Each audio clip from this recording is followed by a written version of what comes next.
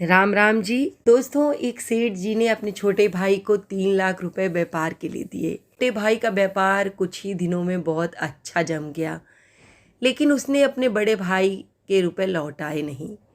आखिर दोनों में रुपयों का झगड़ा हो गया। झगड़ा इतना बढ़ गया कि दोनों एक दूसरे के यहाँ आते जाते ही नहीं थे। घृणा और देश का आंतरिक संबंध बहुत गहरा हो गया था। सेठ जी हर समय हर संबंधी के सामने अपने छोटे भाई की निंदा, निरादर और आलोचना करने लगे। दोस्तों, सेठ जी बहुत अच्छे साधक थे, लेकिन आलोचना के कारण उनकी साधना लड़खड़ाने लगी। भजन पूजन के समय भी उन्हें छोटे भाई का चिंतन होने लगा। मानसिक व्यथा का प्रभाव तन पर भी पड़ने लगा। बेचैनी बढ़ गई, समाधान नहीं मिल रहा था। आखिर वे एक संत के पास गए और अपनी सारी परेशानी बताई। संत श्री ने कहा, बेटा तू चिंता मत कर, ईश्वर कृपा से सब ठीक हो जाएगा। जैसा मैं कहता हूँ वैसा करो।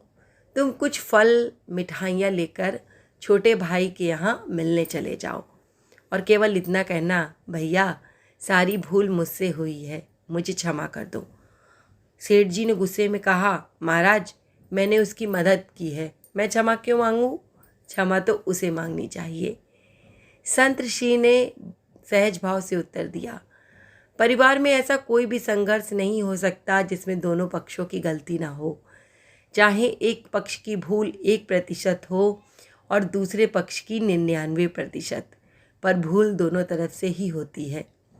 सेठ जी की समझ में कुछ नहीं आ रहा था। उसने कहा, महाराज मुझसे क्या भूल हुई? संत श्री ने कहा, तुमने मन ही मन अपने छोटे भाई को बुरा समझा, यही तुम्हारी पहली भूल है। तुमने उसकी निंदा की, आलोचना की, तिरस्कार किया, ये तुम्हारी दूसरी भूल है। क्रोधपूर्ण आँखों से उसके दोषों को देखा, ये तुम्हारी तीसरी भूल है।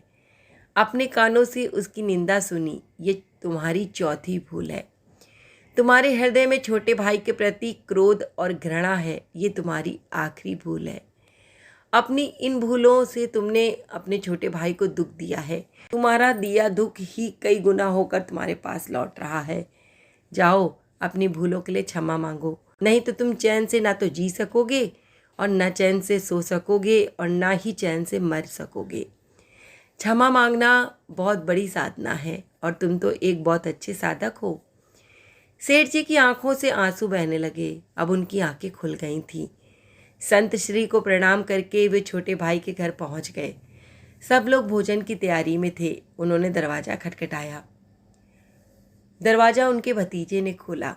सामने ताऊ जी को देखकर वो आवाज़ सा रह गया और खुशी से झूमकर जोर जोर से चिल्लाने लगा, मम्मी, पापा देखो कौन आए हैं, ताऊ जी आए हैं, ताऊ जी जल्दी से आओ। माता पिता ने दरवाजे की तरफ देखा।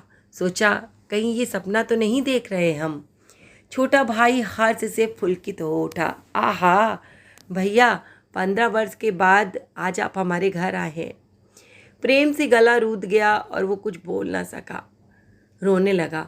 सेठ जी ने फल व मिठाइयाँ टेबल पर रखीं और दोनों हाथ जोड़कर छोटे भाई से कहा, भाई सारी भूल मेरी ही है, मुझे क्षमा कर दो। क्षमा शब्द निकलते ही उनके हृदय का प्रेम अश्रु बनकर बहने लगा। छोटा भाई अपने बड़े भाई के चरणों में गिर गया। अपनी भूल के लिए रो रो कर क्षमा याचना करने लगा। बड़े भाई के आंसू छोटे भाई की पीठ पर और छोटे भाई के पश्चाताप से मिले हुए आंसू बड़े भाई के चरणों में गिरने लगे। क्षमा और प्रेम का अथाह सागर फूट पड़ा। सब शांत, सब चुप, सबकी आंखों में आंसू थे। छोटा भाई उठ गया और रुपए लाकर बड़े भाई के सामने रख दिए। बड़े भाई ने कहा, भाई आज मैं इन कौड़ियों को लेने के लिए नहीं आया हूँ, मैं अपनी भूल मिटाने आया हूँ, अपनी साधना को सजीव बनाने और द्वेष का नाश करके प्रेम की गंगा बहाने आया हूँ। मेरा आना सफल हो गया, मेरा दुख मिट गया, अब मुझे आनंद का एहसास हो रहा है। छोटे भाई ने कहा, भैया जब तक आप ये रुपए नहीं लेंगे तब तक मेरे हृदय की तपन भी नहीं मिटेगी, कृपया करके आप ये रुपए ले लें। सेठ जी ने छोटे भाई से रुपए लिए और अपने इच्छा अनुसार भाई की बहू, भतीजे और भतीजी में उन रुपयों को बांट दिया। कार में बैठे और घर पहुंच गए। 15 सालों बाद जब पूरे परिवार का मिलन हुआ तो ऐसा लग रहा था साक्षात प्रेम ही शरीर धारण किए वहाँ पहुँच गया हो। सारा परिवार प्रेम के अथाह सागर में मस्त हो गया था। क्षमा मांगने के बाद उस सेठ की चिंता, दुख, तनाव, भय, निराशा रूपी मानसिक रोग जड़ से मिट गए और साधना सजीव हो उठी। दोस्तों, हमें इस कहानी से ये सीख मिलती है कि हमें अपने दिल में क्षमा रखनी चाहिए। अपने सामने छोटा हो या बड़ा, अपनी गलती हो या उसकी, पर क्षमा मांग लेने से सारे झगड़े समाप्त हो जाते हैं और परिवार में एकता बनी रहती है। तो आपको कैसी लगी आज की एक छोटी सी कहानी? पसंद आई हो तो आगे शेयर ज़रूर कर दीजिएगा और ऐसी ही छोटी सुंदर कहानियों का आनंद लेने के लिए हमारे साथ जुड़े रहिए। धन्यवाद दोस्तों।